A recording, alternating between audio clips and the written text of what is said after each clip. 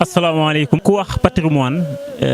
wax jeexital yi nga xam ne Serigne Touba bàyyee nañu ko te jeexital yooyu mooy li nga xam ne mooy représenter suñu identité culturelle bi nga xam ne Serigne Touba indil nañu ko mu doon ci wax doon ci jëf doon ci doxalin loolu nag Serigne Touba mi nga xam ni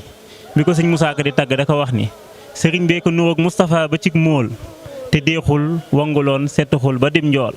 sa gaa yi tiñ gaa tey na muy njateeg maar te baatam dañu collet ba tiimi lax yaar rëyul tuuti wuloon gàttuloon ba dib duuñ bu daa ree du ko kekkul da daa soxoo muñ moo tax Serigne Mountakha mi nga xam ni moo fi Serigne Touba bëgg ñoo dimbali tax mu xamal àdduna bi yëpp ne solution bi mooy Serigne Touba. Serigne Touba mi nga xam ni waa ji ko gisoon ci sab xol koo mënatee gisit mu sew fi sam xel